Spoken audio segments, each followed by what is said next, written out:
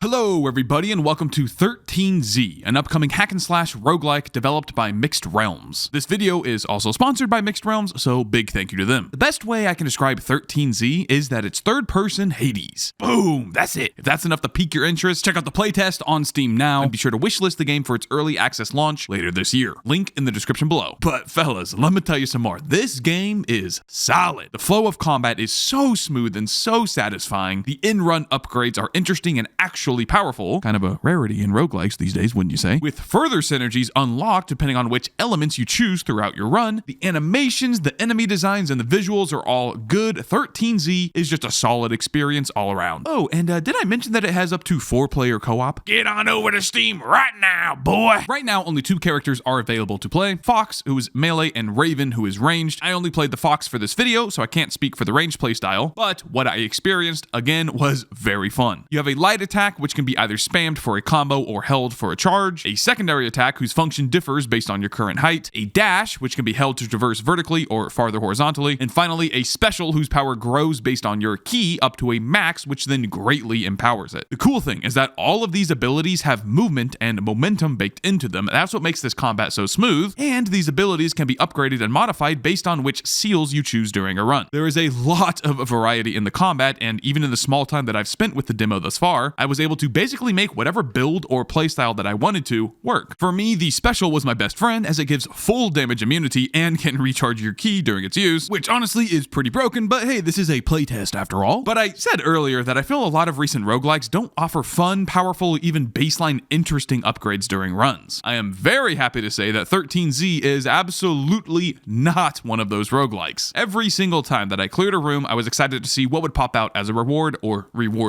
Gold to spend during the run, jade to spend after it, seals to gain new abilities, and lotuses to upgrade the existing ones. On top of that, each seal comes with a certain element, of which there seem to be 8 different ones, with each element that you choose providing a passive benefit on top of whatever it upgrades. For example, lightning seals give cooldown reduction and heaven ones give crit chance. Plus, those passive benefits are not just linear upgrades. For example, the first lightning seal gives a cooldown reduction, while the second one gives more static charges. And you can pair these elements together to unlock synergies, and those synergies are variable based on which upgrades you have taken. Factor in your character choice, your weapon choice on the character, and the perma progression system, and you've got a lot of replayability inside of this game. And I haven't even mentioned the enemies themselves yet. I encountered at least 7 different enemy types, 2 different mini bosses, and a final boss. The narrative of this game is that you're competing in the Zodiac trials to try and become the 13th Zodiac, hence the name. So once the game is more developed and in early access, I'm sure we will see a lot more variety. But don't get me wrong, it's already more than enough for an early access launch. Anyway, I'm not going to yap anymore, waste any more of your time. Check out the playtest, link in the description below, and if you like it, wishlist 13Z for its early access launch later this year. You can check out my stream at twitch.tv/Woolie Gaming. Thank you for watching. I'll see you in the next video, and enjoy the rest of the run. In terms of the balance side of things, point being that I've finished all the content in the playtest right now. I've fully maxed out. There's like a permanent upgrade system. It kind of looks like a battle pass. It's absolutely not a battle pass, but it's just simply what the perma upgrades look like right now. And after maxing everything out, every single run that I've had on this character, this is the Fox character with the default blade, default like loadout basically, has been this one right here, where I just spin in a circle with my special ability, that is my Q. You are fully immune to damage while you are spinning. You can move. You have massive AoE, really good damage, and you have ranged projectiles that come out. And then you can get upgrades for this ability throughout the run on top of that. So normally this thing is gated behind ki, which is not a cooldown. You see that blue bar below my health bar. That bar needs to be fully charged for us to get a full special. See those little like black triangles? You can use your special at any point. So right there to shot out a wave, that was me pressing the special while it's not fully charged up. Now it's fully charged up. So if I press it, I get this big spin attack.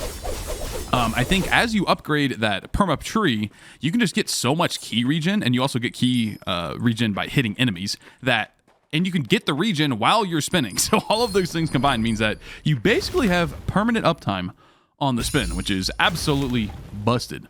Very busted. I don't want to do secondary attack stuff. I'm trying to get special things. Anything that says special. I'm getting really unlucky here. Holy moly. I guess we can do secondary attack Rockfall if I have to use it. It seems fine. We're going to upgrade here. Just do the burn stack thingamabobber. I don't think the choices matter too much here. Let's see what our single target is like. This is a double mini boss fight. You've roused. Usually I have pretty good damage for this, but I don't think I have that many damage perks at the moment, so we'll see. Still seems fine. So you see right there, I basically hit him a couple times, and bada bing, bada boom, we are fully charged up on the special. I just finished it. Boom, it's up again. So pretty busted. You can't take any damage while you're spinning. You have massive AoE, you have ranged attacks, and you can move. The alternate character, or the second character in the playtest, is Raven. It's like a ranged character, but you can't move while attacking. This feels very weird. You get a lot of like hang time in the air, so you can do some like acrobatic type stuff, but not being able to move while you attack is pretty bad. Especially when I can do like something like this on this character, you know? Okay, this guy gets giga damage reduction in this phase. We're just gonna run around in a circle until he's done. So he takes like no damage whatsoever. Just have to wait for it. I'm getting a lot of coins right now. I don't really know what's going on. Cool. But for the most part, as I said in my overview, the voiceover, the game is very solid, especially for a playtest. There's no reason to not just check this out right now. It's 4-player co-op, up to 4-player co-op, I should say. There we go. Special. Increased duration and wind blades. I think the duration is what really makes it like permanent here. Sure, we can do dash crit damage thingamabobber. Can upgrade that. Sounds good to me.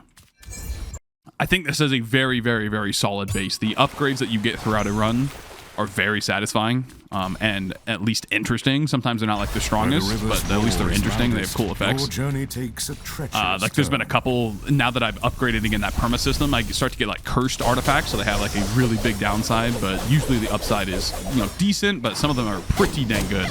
There was one that I thought was like absolute garbage at first. It was like your crit chance is capped at 10%, your crit damage bonus is capped at 350%, and then every non-crit you deal is 30% reduced damage.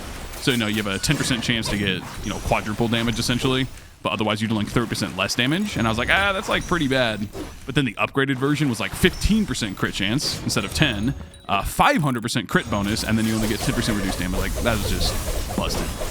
Giga busted. And as for the general feel here, like the general loop of the combat, again, very solid. I'm a sucker for...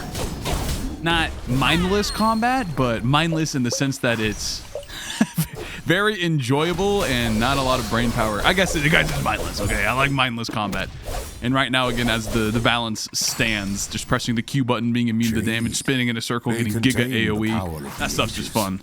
Here's one little gripe I have. So this is a relic that dropped over here, and it's pretty good. While airborne, you get, I guess that's not that good, but they don't show up on the minimap or anything. So sometimes you have to like kind of look behind you before you leave a stage, make sure you didn't miss anything. Like, oh, I missed something down there. I need to go get it. So I think we're good with everything else here. Get another relic. They're all cursed. No allies. Increased damage. Yeah, sounds good to me. I don't have any allies, so I'm just gonna take that one. And it's also very fast-paced, as you can tell. Like, going between stages, it's very, very quick. You basically get right into the action. The only exception is here. Like, sometimes you have to travel all the way across the new zone just to activate, like, whatever thing you're trying to do. Sometimes the monster spawns can unnecessarily be, you know, all the way back across the stage, just, like, kind of not moving. I'm assuming that's more of a, you know, playtest moment there. The developers will probably iron those things out. It seems like they want the enemies to be pretty darn aggressive. So all that stuff considered, still very smooth, very fun, satisfying combat, I would say. Not the most thinking required, but hey, it's kind of what I'm signing up for. Right now, there's only one boss, the goat. Once you kill the goat, that is the end of your run. You have no option to loop it or anything like that. But given that there are 12 Zodiacs, I would imagine there are going to be quite a few more bosses when this game, you know, releases into early access and then especially gets its full release at some point. Meaning the runs could get pretty crazy. Like there's a modifier, an upgrade rather, that says if you get capped crit chance, so 100% crit chance, all excess crit turns into crit damage instead. And right now you just like literally have no way to get up to 100% crit chance in these runs. So that is pretty indicative of obviously there being a lot more content planned for this game. Alright, this is the goat boss. We're about to go up to him. The first thing you do, check the shop. Seems like one of these upgrades is not working. I'm supposed to have 2 extra choices here. Like these 2 things should be filled. I don't see anything here. I do have the reroll, so that's good. So we'll just go here. Slay an enemy, doesn't matter because we're fighting a boss. Dash boosts movement speed and static, sure, sounds good to me. Key recovered, get armor, sure, and I'm full health. So there we go. Let's fight the goat. Can we take him down? I don't really know what my single target damage looks like right now. It's probably all right. Hopefully. I like to take these pillars down first because there's little sniper guys on top of them. I press the Q button, I just sit on top of the boss. Also, if you time your dash at the perfect time, you hear the little tone, like the parry sound effect. That will completely negate damage as well. And I think with some like projectile attacks, it'll ricochet them back towards the source, which is kind of cool. And I've seen some upgrades, like on the Raven character, for example. His dash attack is like a kick. And I think there's an upgrade that lets that kick then reflect projectiles as well. Stuff like that. All right, he's going Super Saiyan. He's going, that was pretty accurate. Honestly, I'm basically the voice actor. Straight up. Yeah, we have crazy damage. Who would have thought? You press the Q button, you win. All right, ladies and gentlemen, that was 13Z. The co-op playtest is live now. Check the link in the description below to check it out. And otherwise, wishlist the game. Keep your eye on it. Thank you very much for watching, and I'll catch you in the next video.